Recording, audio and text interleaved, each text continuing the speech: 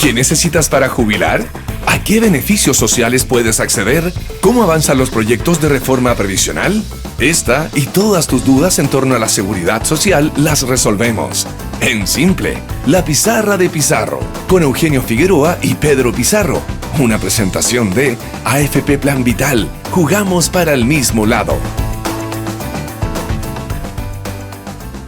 Hola, ¿qué tal? ¿Cómo están? Bienvenidos una vez más a otro episodio de En Simple, la pizarra de Pizarro, como todos los días domingo aquí en Agricultura 92.1, por supuesto, con estreno los días lunes a las 21 horas en nuestro canal de YouTube en Agricultura TV para conversar de pensiones, de seguridad social, de estos temas que a la gente le importan muchísimo, por supuesto. Voy a saludar primero al señor Pedro Pizarro. ¿Cómo estás, Pedro? Buen día, ¿cómo estás? Hola, Eugenio, buenos días.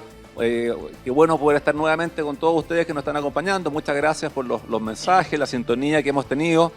Y hoy tenemos otro interesante tema para conversar con nuestros auditores vayan aprendiendo más de seguridad social, Eugenio. Exactamente, ya les vamos a contar que es nuestro invitado muy interesante para abordar varios temas, pero nos queremos hacer cargo de algunas preguntas y cosas que nos llegan, por supuesto, a través de nuestras redes y que les agradecemos profundamente. Hay una pregunta que nos llegó y que nos llamó mucho la atención con Pedro y la queremos responder, que la manda Susana. Ella dice, mira, hola, soy mujer adulta mayor. Cuando usted salía, me imagino que hablaba de Pedro que tenía una nutrida agenda de medios cuando era autoridad, pero la tuvo la semana recién pasada, estuviste en Canal 13. Estuve ahí también, sí. Sí, exactamente. Dice, cuando ustedes salían en todos los canales de televisión anunciando la PGU, dice, nunca dijeron que me robarían mi plata de la AFP, bajándome la pensión en 25.000 pesos y me robaron 4 millones. Hoy la encuentro falsa y encubridora. ¿Cuántos adultos mayores de este país fueron estafados? Le carga aquí una mano en la PGU. ¿Aclaremos un poco este tema, Pedro? Sí, importante aclararlo y es buena la pregunta porque lo que le pueden haber informado a la persona que nos está preguntando ahí es una mentira absoluta. No tiene nada que ver la PGU con la pensión autofinanciada, son cosas distintas. A ver, expliquemos bien cómo funciona esto. La PGU se paga con impuestos generales, con recursos del fisco y está financiada por esa vía. Mientras que la pensión de cada uno es en base al ahorro que cada uno hizo y eso no tiene ninguna incidencia respecto del monto de la pensión que uno tiene, está recibiendo no la PGU. Primero va la PGU y luego va el ahorro de cada uno. Entonces, si a usted le dijeron de que por la PGU le va a bajar la pensión autofinanciada, le están mintiendo. Son cosas totalmente distintas y el financiamiento de la PGU es de impuestos generales, no es de alguna otra vía. Entonces, es malintencionado lo que le informaron ahí. La pensión le puede subir o bajar anualmente por lo que son los recálculos, por lo que es el interés y cosas por el estilo. Ya, esa puede ser una razón para explicar por qué puede haber tenido una rebaja, ¿no? Puede ser, o sea, las personas que tienen retiro programado, tienen un recálculo todos los años y ahí dependiendo de la rentabilidad y los intereses que haya, puede subir o puede bajar de un año al otro. Pero no tiene nada que ver el tema PGU. PGU se financia por otra vía, se financia por una reforma tributaria que se tramitó en conjunto con la PGU y tiene un monto fijo, ¿no? Y tiene un monto fijo. Así que no, es buena la pregunta para poder aclararlo. Si alguien le está diciendo que por PGU le bajó la pensión, le están mintiendo descaradamente. Bueno, hay mitos que circulan y por supuesto este programa se encarga de aclararlos, es la idea, y hacérselos de manera sencilla y de manera simple. Como decía Pedro Pizarro, bueno, hoy es domingo, si usted está viendo el estreno este día lunes, seguramente lo que voy a decirle no le va a importar mucho, pero el invitado está muy preocupado por lo que pase hoy más rato, a las 3 de la tarde, en el partido de la U con O'Higgins en Rancagua. Partido que por supuesto transmite el equipo de Deportes en Agricultura. Y Pedro también, no sé si van a ir al estadio más rato, Pedro Pizarro, con tu invitado. No, al estadio no voy a ir, pero lo vamos a estar viendo y de hecho vine de traje azul para poder conversar con don Manuel Cañón, exdirector nacional del ISL, el Instituto de Seguridad Laboral, con quien también, entre otras cosas, sufrimos por los mismos colores de fútbol todos los fines de semana. ¿Cómo estás, Manuel? Buenos días. Hola, Pedro, ¿qué tal? Buenos días. Hola, Eugenio. Sí, efectivamente, vestido de azul, ¿no es cierto?, defendiendo ahí nuestros colores. Nada que ver, lo de periodista deportivo me sale por los poros. ¿Les gusta cómo camina el equipo de Diego López o no? Mira, yo creo que le falta todavía un poco de sistema, ¿ya? Yo creo que hay como individualidades, pero le falta armarse como equipo. Buen detalle. Sí. Bueno, lo comentará más rato el equipo de Pancho Sagredo en Deportes en Agricultura. Así es. Pero tenemos mucho para conversar respecto del ISL, que es una institución muy relevante que da la impresión que quizá la gente no la conoce mucho, pero cuando uno tiene un accidente o tiene un problema, La verdad que es bastante útil y muy trascendente. Así es, y por eso estamos hoy con Manuel Cañón, que fue exdirector nacional del ISL. ISL también conocido como la Mutual del Estado, que es una entidad que tiene presencia a lo largo de todo Chile. Manuel nos va a dar en detalle, al cual están afiliadas muchas personas que nos pueden estar escuchando, viendo hasta ahora, y quizás ni sepan que están afiliados al ISL. Así que, Manuel, para quienes nos están escuchando hasta ahora, ¿qué es el ISL? ¿Qué rol cumple? ¿Para qué sirve? Ok, perfecto. Oye, en primer lugar, gracias, digamos, por esta invitación, porque efectivamente, tal como dicen ustedes, hay desconocimiento al respecto. Bueno, existe la ley 16.744, que viene desde el año 1968, que es la ley contra accidentes del trabajo y enfermedades profesionales. Hay 4 organismos administradores, las 3 mutuales, ¿no es cierto? Y tal como decía Pedro, el Instituto de Seguridad Laboral, que es conocido también como la Mutual del Estado. En definitiva, lo que hace, digamos, lo que está mandatada por ley es entregar prestaciones preventivas, ¿no es cierto?, que están enfocadas a evitar la ocurrencia de accidentes y enfermedades profesionales o mitigar la ocurrencia de esto. Y en el caso de que ocurran estos siniestros, entregar las prestaciones médicas completas. Y cuando hablamos de completa, es completo, toda la parte clínica, toda la parte hospitalaria, los medicamentos, etc. Aquí no existe el concepto de copago. Y también las prestaciones económicas, ¿no es cierto?, que se traducen en lo que técnicamente se conoce como los subsidios en capacidad laboral, más conocidos como licencias médicas, indemnizaciones o pensiones, dependiendo, digamos, de la gravedad que haya tenido el siniestro. Perfecto. Ahora, ¿cuántas personas están afiliadas al ISL? ¿Hay que afiliarse al ISL o es automático? ¿Los independientes están o no en el ISL? O sea, para poder dimensionar un poco la cantidad de afiliados y potenciales beneficiarios de prestaciones que tiene el ISL. Mira, en el sistema hay aproximadamente 1 millón de entidades cotizantes que se subdividen en empresas, ¿no es cierto?, y en trabajadores independientes. De ese millón de entidades cotizantes, este punto es súper interesante, el ISL tiene 880.000, prácticamente el 88% de las entidades que cotizan por este seguro están en el ISL. Ahora, estas entidades cotizantes en sí significan 7 millones de trabajadores. ¿Ya? Y de esos 7 millones de trabajadores, 1,5 millones está aproximadamente en el ISL, y que se componen aproximadamente de 530.000, 540.000 trabajadores independientes que emiten boletas de honorarios, aproximadamente 153.000 trabajadoras de casa particular, conocidas cariñosamente, digamos, como nanas. Hay muchas que no les gusta que le digan nana, pero la verdad es que nuestros niños le dicen así, sí. ¿Ya? 100.000 empleados públicos, ¿ya? 453.000 trabajadores de empresas de menos de 9 trabajadores y 53.000 trabajadores de empresas de aproximadamente 49 trabajadores. Ya, mira, a nivel de las empresas, porque a ver, para ir a las otras mutuales, la empresa tiene que inscribirse, tiene que hacer un acto. Pero supongamos una persona que creó su emprendimiento, puso un restaurante, y creó su restaurante y contrató a personas para que atiendan y vean la cocina hace una semana atrás. Esa persona está en el ISL en forma automática, tiene que hacer algo, tiene prestaciones de inmediato, porque supongamos en el mismo ejemplo, empezó a funcionar y lamentablemente el maestro cocina tuvo un accidente ahí con el cuchillo preparando los platos a la semana de estar ya funcionando. ¿Tiene cobertura? ¿No tiene cobertura? ¿Cómo opera ese tema? Si tiene cobertura. Bueno, justamente, ¿por qué existe el ISL? El ISL existe porque la ley, ¿no es cierto?, le asegura a todos los trabajadores la protección en contra de accidentes del trabajo y enfermedades profesionales. Las mutuales, ¿no es cierto?, son financiadas por las empresas, digamos, que cotizan en las mutuales. En cambio, el ISL entran por defecto inmediatamente. Una empresa, el día de mañana, si quiere, puede afiliarse a una mutual y puede ser aceptada o no puede ser aceptada. Pero todas las empresas por defecto, en este minuto se está creando una empresa en el Servicio de Impuestos Internos y esos trabajadores, independientes de que la empresa todavía no haya cotizado, esos trabajadores ya están protegidos.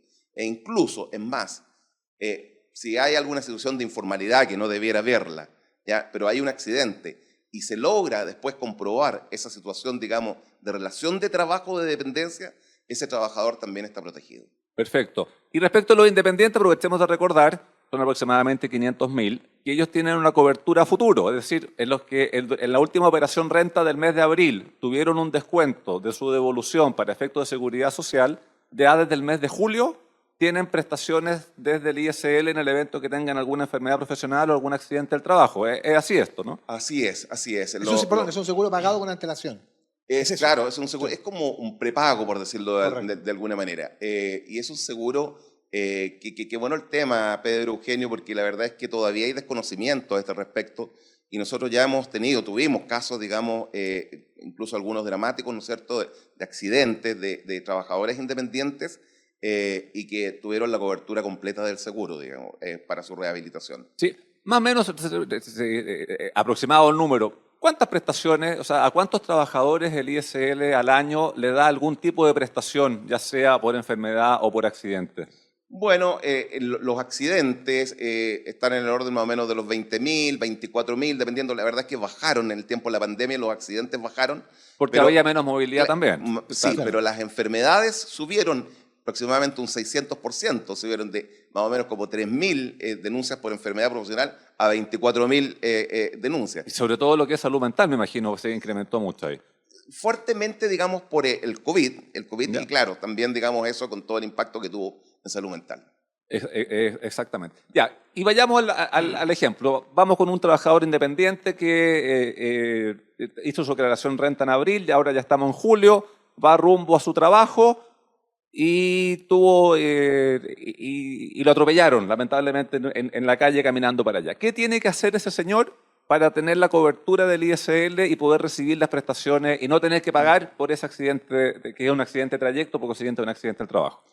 Correcto. Bueno, cualquier trabajador en realidad que tenga un accidente de trabajo, que es el lugar que ocurre en el mismo lugar del trabajo, o el accidente de trayecto, que es un concepto bien importante el que decías tú, Pedro, que es el accidente que ocurre entre el lugar en que el trabajador pernocta y su lugar de trabajo, o cuando va de un lugar de trabajo a otro lugar de trabajo, está cubierto. Bueno, ese trabajador, dependiendo de la gravedad, ¿no es cierto?, va a acudir inmediatamente a un centro asistencial y después tiene que regularizarlo mediante, digamos, una denuncia individual de accidente del trabajo o una denuncia, digamos, de una enfermedad profesional, que es un trámite administrativo que hoy día está 100% digitalizado en la red, Ya, ¿ya? ¿la página cuál es? isl.gov.cl. Ya, o sea, ese trabajador, bueno, primero va a que lo atiendan, o sea, hay un tema ahí de la gravedad, pero luego se mete a www.isl.gov.cl y ahí le van a dar las instrucciones, me imagino tendrá que subir alguna cantidad de documentos y cosas por el estilo. Hace la denuncia, digamos, ¿Ya? están los formularios, todo, digamos, de tal manera de que él pueda llenarlo, sin perjuicio de que pueda llamar, digamos, al call center, sin perjuicio, digamos, de que pueda asistir, digamos, a alguna de las oficinas presenciales o a la sucursal virtual que dejamos instalada nosotros en el SL. Sí, pues ese vamos a ir ahí después en un próximo panel a hablar de lo que ocurrió durante la gestión de Manuel en el ISL. Perdón, ¿puedo hacer una pregunta a propósito de algo que había mencionado Manuel recién, que es algo que llegó para quedarse, que es el tema del teletrabajo? Mucha gente tenía la aspiración de volver presencialmente a trabajar después que la pandemia pasara, como ha ido ocurriendo, pero finalmente muchas empresas han tomado la decisión de, ¿sabe qué? Mejor mantengamos el teletrabajo. ¿Ya? Eso es un tema importante. El tema de aquí se produce, no sé si hay una frontera, es una cosa muy, muy fina quizá, pero mucha gente pregunta respecto de hasta qué punto un accidente que te ocurre en la casa, si estás teletrabajando, se puede considerar un accidente doméstico o se puede considerar un accidente laboral. La ley distingue eso, está sometido a interpretación. ¿Cómo puedo entender yo que un trabajo que estoy haciendo en mi casa y me ocurre algo, si lo puedo hacer, no quiero usar el concepto hacer pasar, pero si lo puedo justificar a partir de una situación laboral? ¿Cómo se hace eso?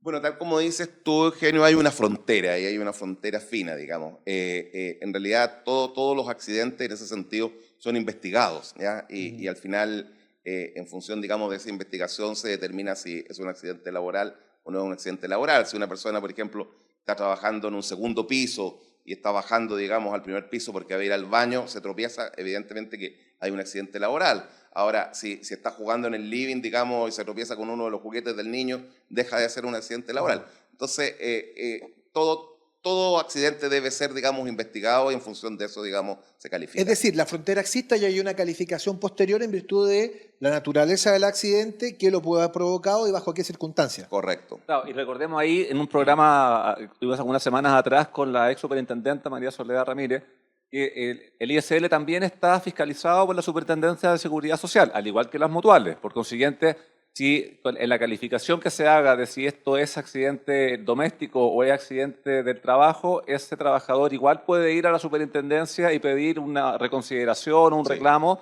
y al final manda lo que diga la superintendencia. Y eso también te permite ir uniformando criterios, porque obviamente que lo que te va determinando para un caso es lo que se sigue aplicando para después.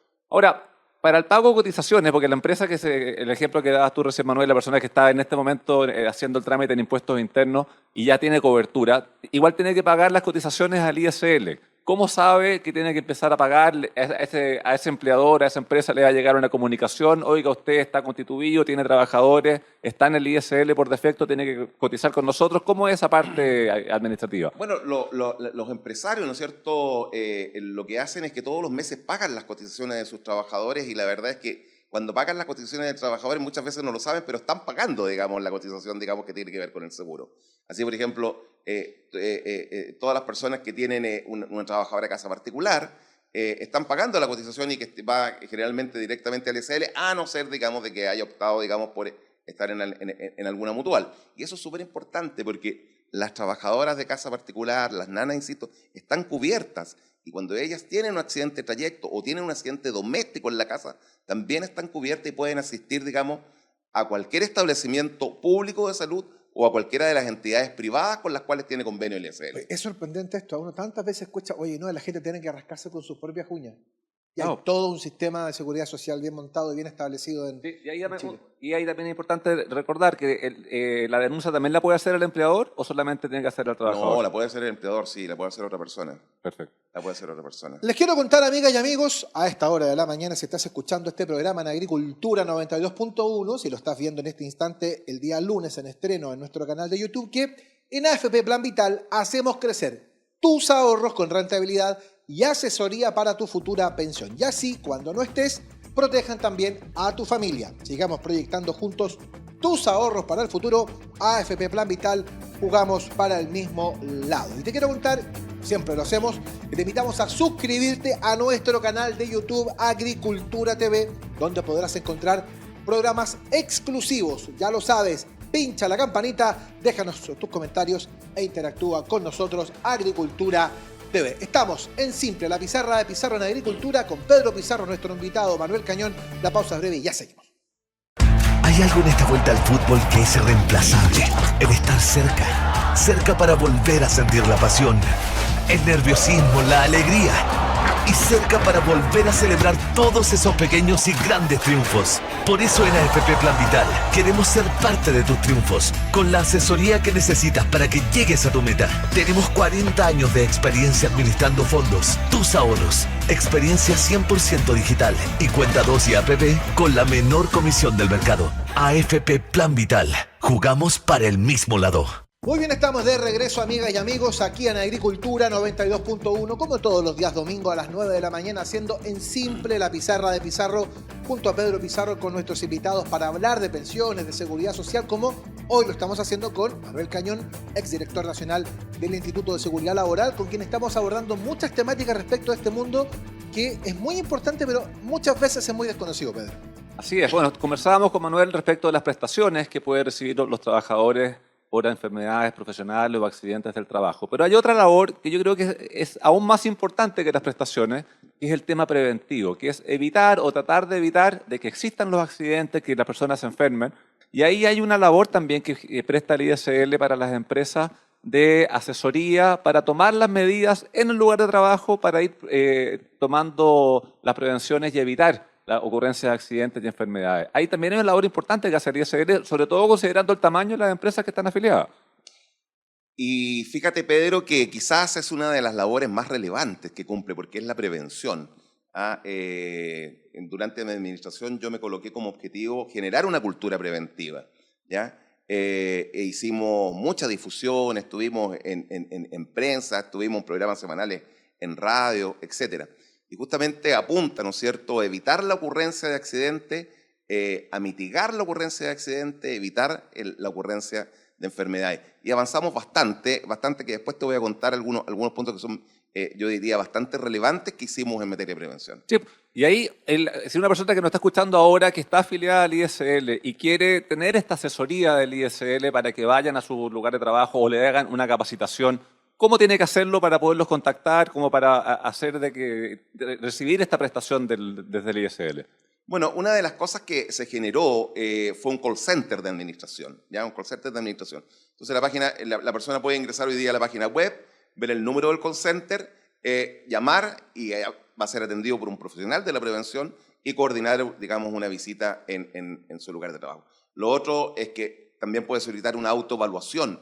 ¿Cómo está mi empresa en relación a los riesgos laborales? Y se le hace una autoevaluación asistida por un ingeniero en prevención y se detectan, digamos, si hay fallas o si hay riesgos graves que ameriten, digamos, la presencia de un prevencionista de manera física. Sí, bueno, ahí en materia de prevención, ya Eugenio, también te acuerdas tú, durante la época del COVID, que teníamos la ley de retorno seguro y la implementación de los protocolos, nos tocó recorrer gran parte del país con Manuel, visitando empresas y viendo cómo se iban implementando estos protocolos. Sobre todo, ninguno de nosotros había vivido antes la experiencia de una pandemia, y esa fue una experiencia bien interesante de ver cómo las empresas iban tomando las medidas, obviamente que requerían la ayuda, porque en algunos casos no todos sabían cómo hacerlo, pero había una preocupación especial por lo más importante que tiene la empresa, que es la salud y la vida de sus trabajadores. Creo que esa fue una experiencia súper interesante de haberla vivido, de haber recorrido y ver en terreno cómo se iban tomando esas medidas, que los trabajadores lo agradecían, porque obviamente uno se siente tranquilo, y la empresa también agradecía recibir la ayuda con toda lo que era la señalética y con todo lo que era tomar las medidas ya de que precaución lo mencionas, ahí. Pedro, es una cosa realmente bien impresionante porque la implementación de retorno seguro se produce ya después de un año de pandemia, cuando daba la sensación que se podía volver al trabajo, y después la pandemia volvió a rebrotar y tuvimos, recordarán ustedes, 3-4 meses de 2021 donde tuvimos nuevamente cuarentenas totales, y la gente volvía a tener mucho temor, independientemente que ya en el segundo año ya estaba la implementación de las vacunas y todo eso, pero había mucho temor.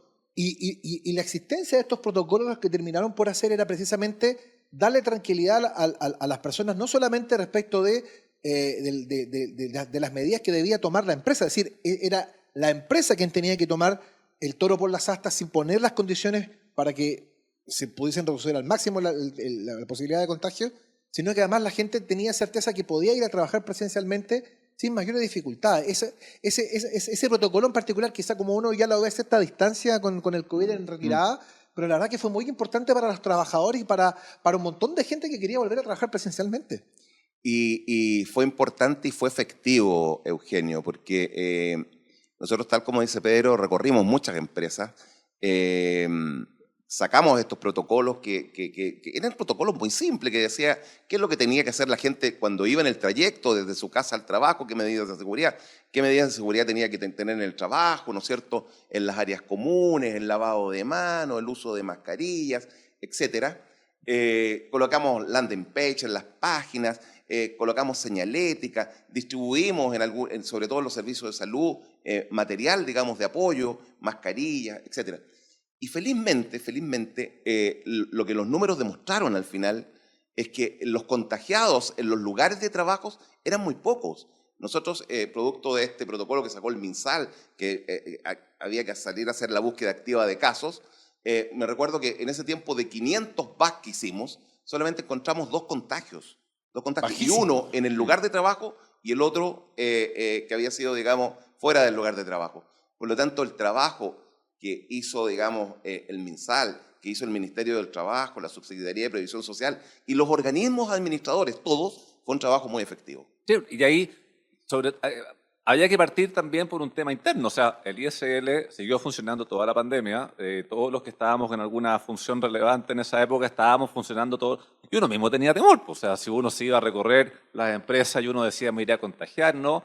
Y eso mismo había que partir por los protocolos luego ir viendo los protocolos en las empresas y gracias a Dios nos salió bien y tuvimos una tasa de contagio muy baja dentro de las empresas, que eso es algo que es importante destacarlo y recordarlo. Claro, tal como decía tu Eugenio, ya como ha ido evolucionando el tema de la pandemia, uno ya lo ve como algo lejano, pero la verdad que da la impresión que como que ya no importa la pandemia, digamos, pese a que todavía están los contagios y hay variantes dando vuelta, pero claro, da la impresión que no importa, pero la verdad es que sigue Sigue siendo vigente y ese fue un instrumento realmente muy importante, instrumento que sigue vigente, ¿no? Sigue vigente, o sea, sigue vigente durante la alerta sanitaria.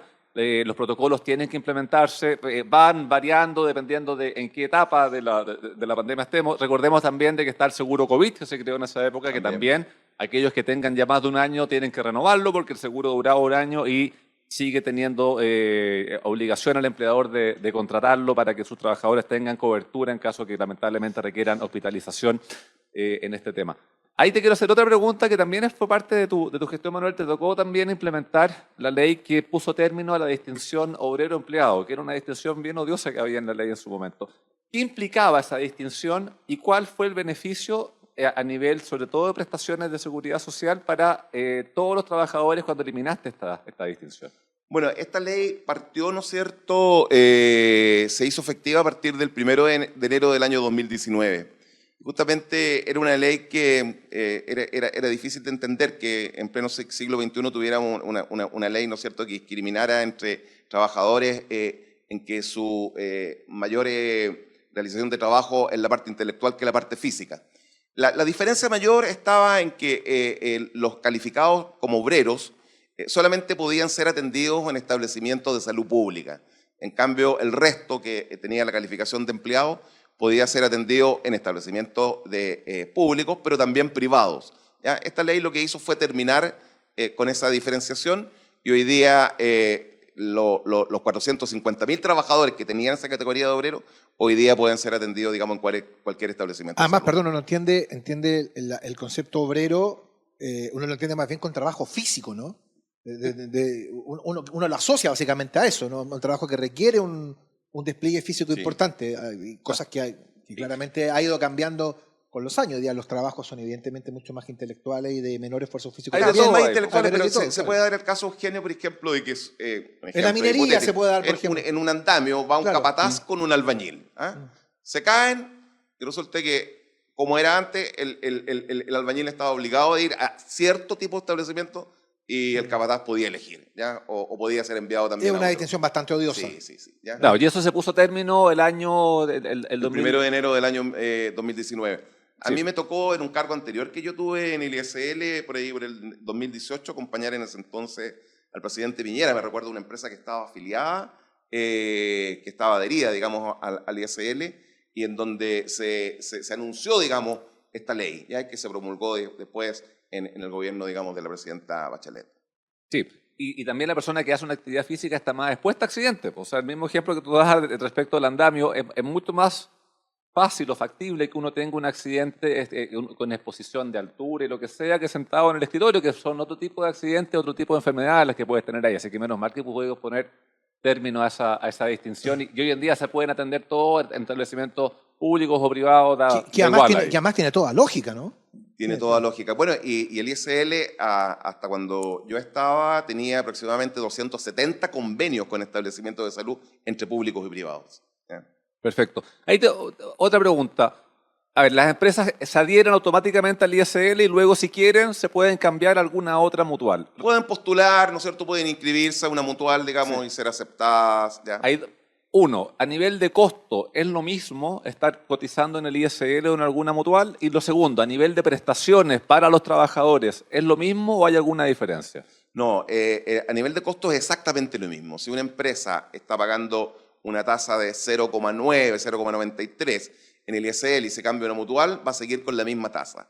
Y esa tasa, digamos, puede cambiar cada 2 años con la aplicación del decreto 67, que tiene que ver, digamos, con la cantidad de accidentes, de licencias médicas que tuvo la empresa. Puede subir o bajar la tasa, llegar incluso hasta un 6%. O sea, puede tener un recargo si la empresa tuvo más accidentes y si es que al revés tuvo más. Es como el seguro del auto, ¿no? Te baja, claro. Así es. Es como el seguro del auto que te subes en la medida que vas teniendo accidentes. ¿Y a nivel de prestaciones son las mismas? Son exactamente las mismas. Incluso el ISL tiene convenios con los establecimientos de salud de las mutuales, ¿ya? Por lo menos de la H y de la mutual, ¿ya? Y además con otras entidades también del mundo privado. Perfecto, ya, o sea, es exactamente lo mismo y es importante ahí que los trabajadores lo sepan para efectos de que puedan recibir sus prestaciones. También durante tu gestión hablábamos recién del call center. Yo creo que fue como una cosa que nos pasó en la pandemia, que muchas cosas se automatizaron y no hubo mucho tiempo de prueba y error. Hubo que automatizarlo nomás porque era la forma de hacer las prestaciones. ¿Cómo ha funcionado eso? ¿Las personas se acostumbraron a hacer las consultas por call center? Oye, qué importante eso, porque en verdad no solamente le pasó a ISL, le pasó a IPS, A todos. le pasaron a muchas reparticiones públicas que cuando comienza la pandemia y hubo que encerrar a medio país, o al país entero en verdad, definitivamente estas cositas, ¿no? Los teléfonos, los computadores, el wifi, todo eso fueron el puntal para muchas prestaciones, para muchos servicios sociales que requerían atención. Y eso, claro, también generaba mucho problema para mucha gente que no consideraba estas cosas como muy amistosas. Entonces, también un tema de costumbre de por medio. Seguramente la implementación fue muy compleja, pero la gente, tengo la sensación, no sé si concuerdas conmigo, Manuel, que de alguna manera la gente se acostumbró un poco a resolver el problema con el teléfono en la mano. Bueno, ha habido un cambio cultural fuerte, digamos, en el uso, digamos, de lo que son las tecnologías. Mira, nosotros con orgullo podemos decir que fuimos el primer servicio público que colocamos un servicio virtual en tiempo real, ¿ya? ¿Cómo eso? Colocamos una sucursal virtual de tal manera de que cualquier trabajador, cualquier empleador en el lugar que se encontrara de las 346 comunas del país pudiera, digamos, hacer los trámites tal como si estuviera en una oficina presencial. Esto fue producto de la pandemia, fue un trabajo, digamos, gigantesco que se hizo, digamos, con el Departamento de Tecnología e Información, con operaciones, digamos, con toda la gente, digamos, con la camiseta muy puesta, y logramos montar esta sucursal virtual que me imagino que hasta el día de hoy está funcionando. ¿Y eso funcionaba 24/7? ¿Funcionaba en horario de oficina? No, funcionaba en horario de oficina. En horario de oficina. Y también hubo otra prestación súper importante, me acuerdo, que fue un tema de una asesoría psicológica para las personas a través de un call center. Sí, también, sí. Y eso fue sobre todo en época pandemia, cuando estábamos todos medio psicopateados, que nos íbamos a contagiar y estábamos medio asustados con el tema. Poder dar esa asesoría fue muy relevante. ¿Tuvo harto uso? ¿Llamaba a las personas? ¿Cómo fue el funcionamiento de eso? Bueno, partió lento, pero a medida, digamos, que se fue conociendo, se fue utilizando. Y justamente fue mucha la gente, bueno, y hasta el día de hoy, ¿no es cierto? Gente que quedó con algún tipo, que tiene algún tipo de secuela psicológica, producto de la pandemia. Y nosotros teníamos, ¿no es cierto?, esta plataforma telefónica y virtual atendida por psicólogos, en donde las personas, ¿no es cierto?, podían llamar y conversar y plantear sus problemas. Yo no sé si tú te recuerdas, Pedro, que este tema fue un tema muy relevante. En una oportunidad que estábamos en Rancagua, que recién habíamos hecho que volvieran, digamos, los prevencionistas a trabajar a terreno, porque la verdad es que nosotros teníamos que estar en terreno, digamos, atendiendo a las empresas. Y me recuerdo que un prevencionista se acercó y me dijo, director, me dijo, quiero darle las gracias. ¿Por qué, hombre? ¿Qué pasa? Porque me salvó el matrimonio, ¿ya? Porque llevaba, me dijo, tanto tiempo en la casa que ya con mi señora prácticamente no nos soportábamos. Y el hecho de que tuviéramos que volver, el retorno seguro, lo que conversábamos recién, nos hizo, digamos, cambiar y hoy día estamos en otro estado de ánimo. Sí, ese es un tema importante. Yo también le quiero insistir a Manuel respecto de esta temática, que de hecho es uno de los puntales del programa del presidente Boric, ¿no? Y que lo manifestó en algún momento, que es una de las principales consecuencias y secuelas que dejó la pandemia, que uno lo puede ver a todo nivel, ¿no? A nivel a nivel escolar, donde hemos tenido niveles de violencia escolar muy, muy importantes, que muchos atribuyen a los 2 años de encierro. Y en el caso de los trabajadores también hay un tema importante, porque como decía recién Manuel, el encierro obligatorio generó muchas dificultades en los relacionamientos personales, dificultades en los relacionamientos laborales. Hay un tema de por medio y la verdad es que la atención al tema de la salud mental es una cosa realmente prioritaria y muy importante de observar y de ver, ¿no? Sí, claro, y eso súmale que estaban las personas trabajando y estaban los niños también con clases virtuales, claro. Y las casas no estaban preparados para ese esquema. Entonces, claro, te genera unas dinámicas distintas al día a ddía que claramente que te repercuten. Por eso que de repente cuando hay algunas evaluaciones del teletrabajo, el teletrabajo hay que evaluarlo con los niños en el colegio, que es lo que corresponde, que estén en la sala y no uno teletrabajando y los hijos haciendo clase en la misma mesa del comedor. Es muy distinto el escenario. Sí, claro que sí. Es un tema bien complejo. La gente nos sigue haciendo preguntas.Nosotros estamos aquí en Agricultura 92.1, por supuesto, haciendo en simple la pizarra de Pizarro, por supuesto, como todos los días domingo, los días lunes en estreno a las 21 horas en Agricultura TV. Te quiero contar que en AFP Plan Vital hacemos crecer tus ahorros con rentabilidad y asesoría para tu futura pensión, y así cuando no estés, protejan también a tu familia. Sigamos proyectando juntos tus ahorros para el futuro. AFP Plan Vital, jugamos para el mismo lado. Y no se te olvide, como siempre, te invitamos a suscribirte a nuestro canal de YouTube Agricultura TV, donde podrás encontrar programas exclusivos. Ya lo sabes, pincha la campanita, déjanos tus comentarios e interactúa junto a nosotros. Estamos con Pedro Pizarro, con Manuel Cañón, aquí en Siempre en la Pizarra de Pizarro. La pausa es breve y ya seguimos. Hay algo en esta vuelta al fútbol que es irreemplazable. El estar cerca. Cerca para volver a sentir la pasión, el nerviosismo, la alegría. Y cerca para volver a celebrar todos esos pequeños y grandes triunfos. Por eso en AFP Plan Vital queremos ser parte de tus triunfos, con la asesoría que necesitas para que llegues a tu meta. Tenemos 40 años de experiencia administrando fondos, tus ahorros, experiencia 100% digital y cuenta 2 y APP con la menor comisión del mercado. AFP Plan Vital, jugamos para el mismo lado. Bien, estamos de vuelta aquí en Siempre en la Pizarra, empezando en comerciales acá, por supuesto, estos chunchos, descuerando el cometido de la U, hablando de Ojeda, hablando de Neri Domínguez. ¿Y usted, don Eugenio, de qué equipo? No, estoy retirado yo del mundo del periodismo deportivo hace rato. Sí. Ya. No, pero concuerdo con Manuel que a la U le hace falta un poquitito más de consistencia, pero ya lo vamos a ver. No se les olvide, hoy, Deportes en Agricultura, no sé qué hora sale Deportes en Agricultura, hoy ya me lo van a confirmar, a las 2 de la tarde. A las 2 vamos a estar con la jornada de la fecha del fútbol chileno. Salgamos del fútbol, volvamos a la seguridad social, nuestro tema. Pedro, por favor. Así es. Manuel, yo me acuerdo, al final de tu gestión, el ISR sacó un documento, sacó un compendio súper interesante que yo creo relevante difundirlo ahora. Y un compendio que trae toda la normativa de seguridad y salud en el trabajo que está distribuida en muchas entidades en un solo documento. Entonces, ese documento, ¿dónde está? Está en la página, está físico. ¿Cuánto les costó al ISR poderlo implementar? Y aprovechemos de destacar también que para todas las personas que están en el rubro de seguridad y salud en el trabajo, es un documento, yo creo, fundamental para el día a día porque está toda la normativa en un solo lugar. Así es. Bueno, dentro de las varias cosas, digamos, que nosotros hicimos en el ISL, sacamos este documento que, permíteme mostrarlo acá. Sí, yo le acabo de decir, este librito, para la gente que está viendo el programa, se lo estoy mostrando acá. Este librito se llama Compendio de Normas sobre Seguridad y Salud en el Trabajo del ISL. Aquí está, es un compendio bastante gordito, pero que tiene toda la información que se necesita. ¿No? Está absolutamente toda la normativa en relación, digamos, a la seguridad y salud en el trabajo.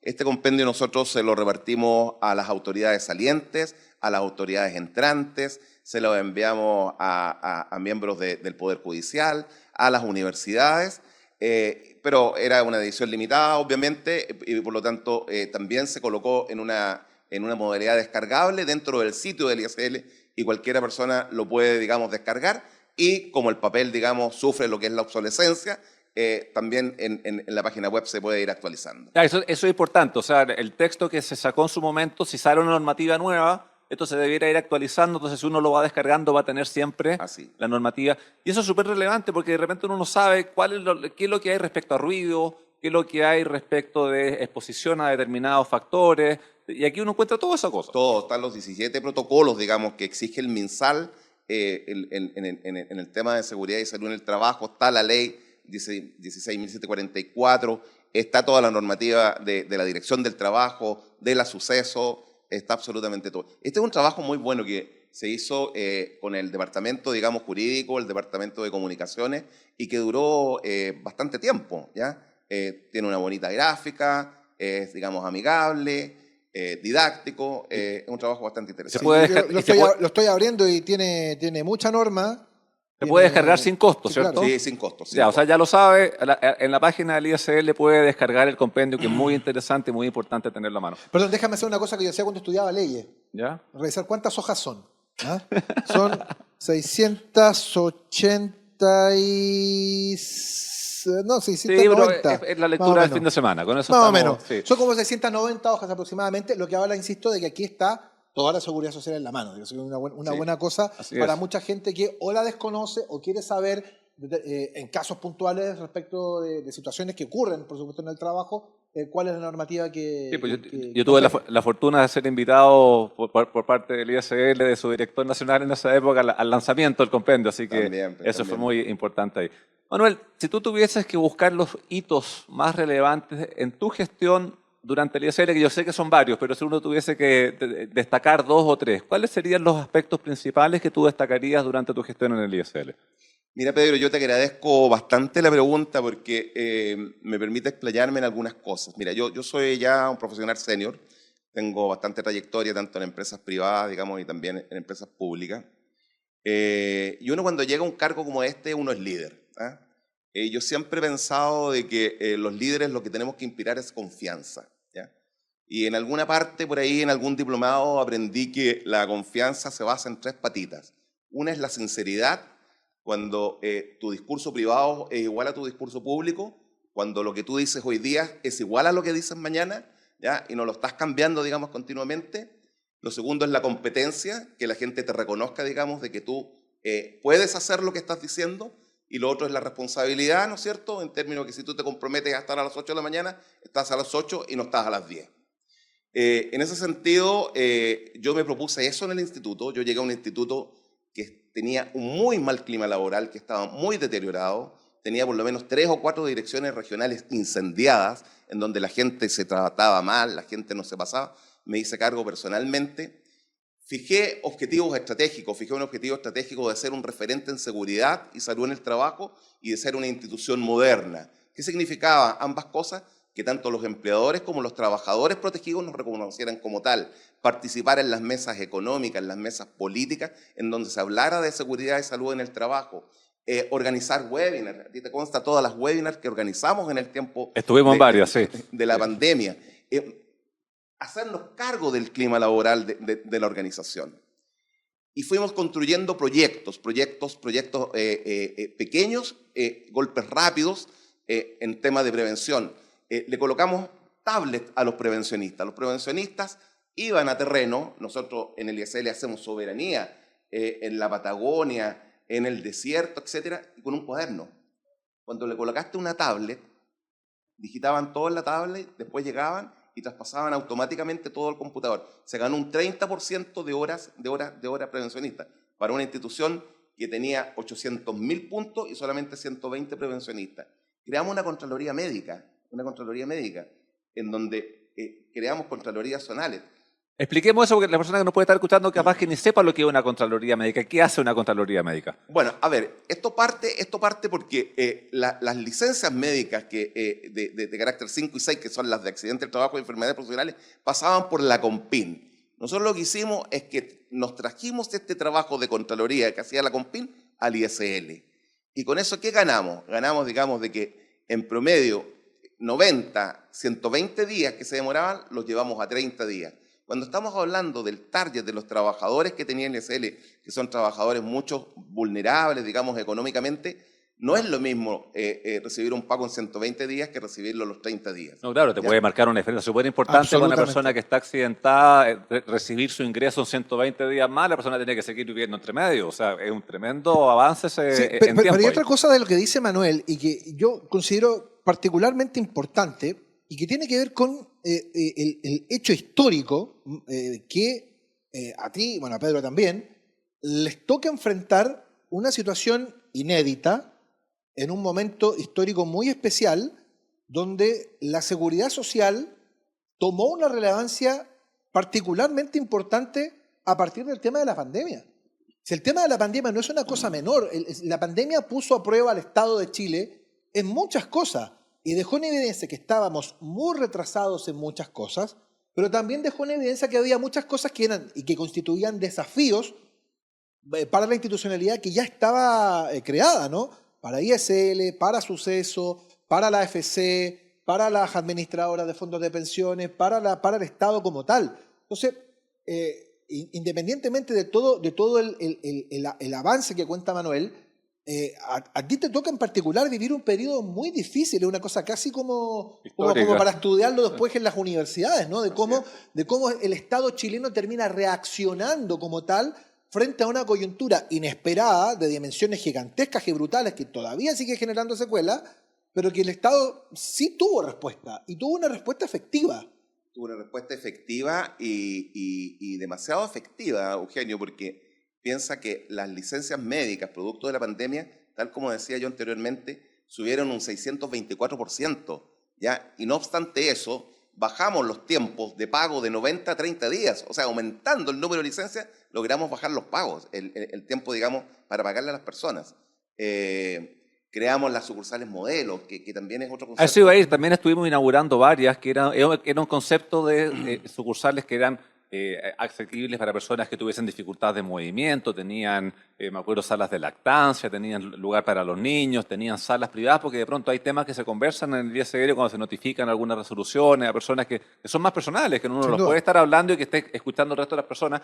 Y eso, ¿cuántas sucursales nuevas con este concepto nuevo quedaron inauguradas en Chile? Bueno, alcanzamos a inaugurar, Pedro, acuérdate que inauguramos en el norte Iquique, La Serena, en la región metropolitana Puente Alto, O'Higgins y Talca, y yo me imagino, digamos, y espero de que se sigan inaugurando. Y tal como dices tú, eran sucursales, ¿no es cierto?, que contaban con bastantes facilidades. Primero, acceso universal. Era increíble que, siendo el Instituto de Seguridad Laboral, tuviéramos de repente oficinas en donde no podían entrar con una silla de Había ruedas. oficina en un segundo piso. En segundo me acuerdo, piso, con una sí. escalera prácticamente de 45 grados, ¿ya?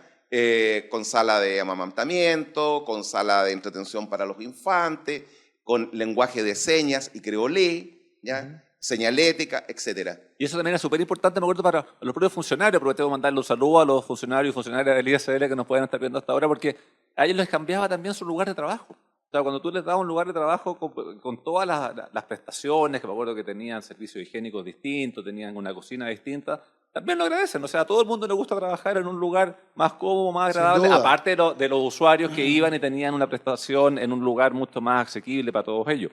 Este concepto, ¿cómo se les ocurrió empezar a hacer este tema de las oficinas modernas? Bueno, aquí se creó, digamos, un concepto de omnicanalidad, ¿ya? Que tenía que ver con el call center, dirigido, digamos, por la jefa del Departamento de Clientes y Entorno de la época, y ir, digamos, modernizando lo que son las oficinas, digamos, las oficinas.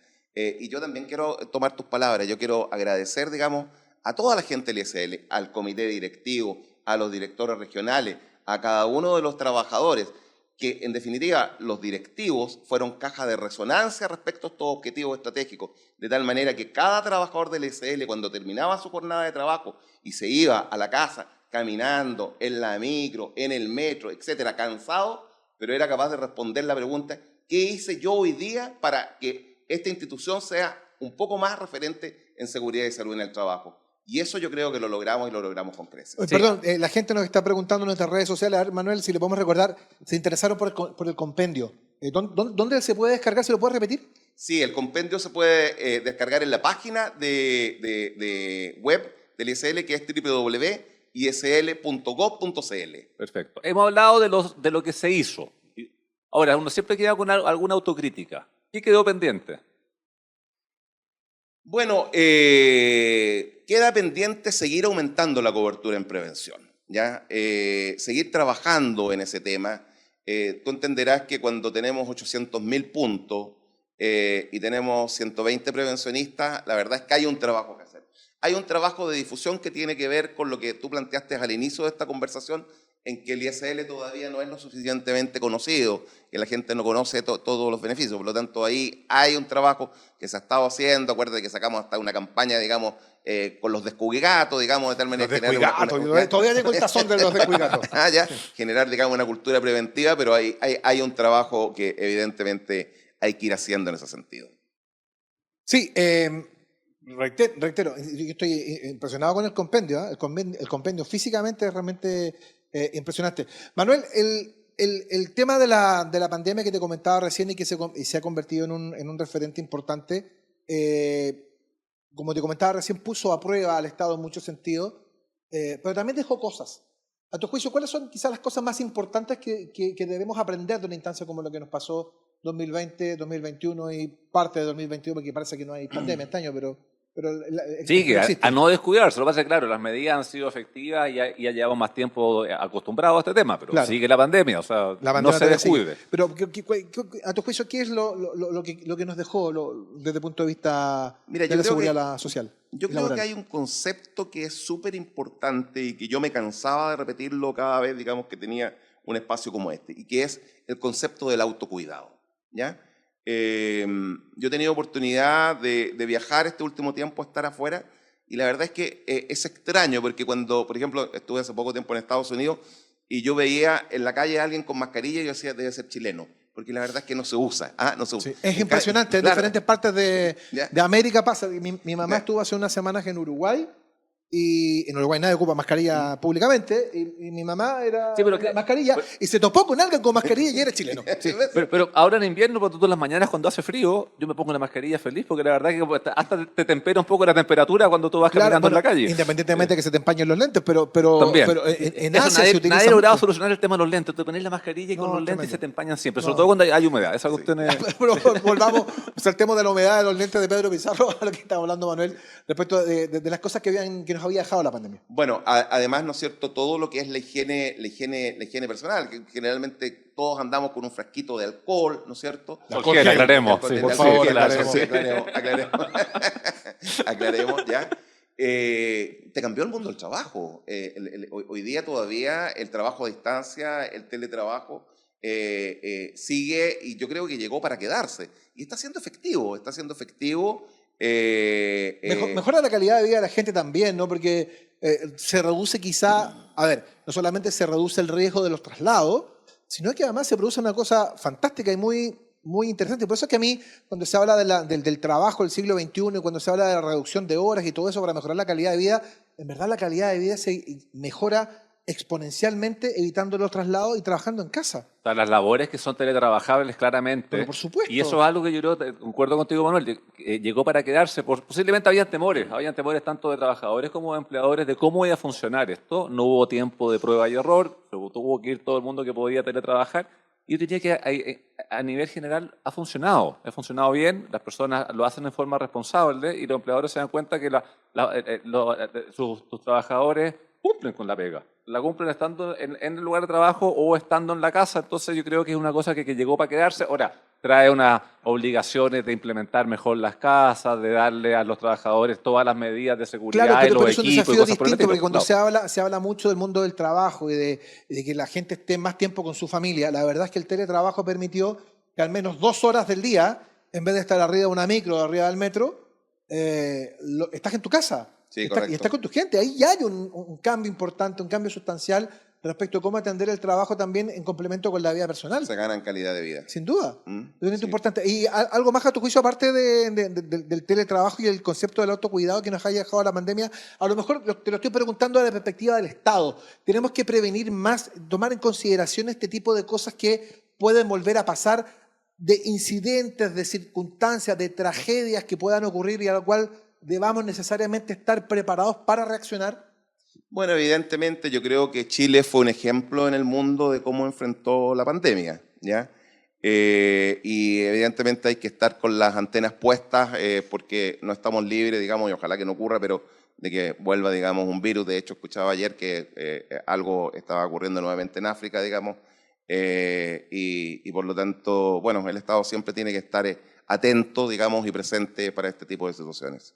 Sí, bueno, se nos ha pasado volando Se el acabó. tiempo, se nos acabó el tiempo, así que, Manuel, muchas gracias por habernos acompañado hoy. Hemos aprendido de un aspecto de la seguridad social que probablemente no era tan conocido, hemos aprendido de lo que es el ISL, muchas personas que nos están siguiendo a esta hora probablemente se han dado cuenta de que tienen una cobertura en el ISL que antes no lo sabían, y ya saben que si llegan a tener algún accidente o alguna enfermedad profesional pueden hacer la denuncia en la página y van a tener cobertura, y con una cobertura 100%, sin copago, a diferencia de lo que te puede pasar con FONASA o ISAPRE. Así que creo que hemos aprendido mucho respecto de lo que es el ISL. Así que, Manuel, muchas gracias por acompañarnos hoy.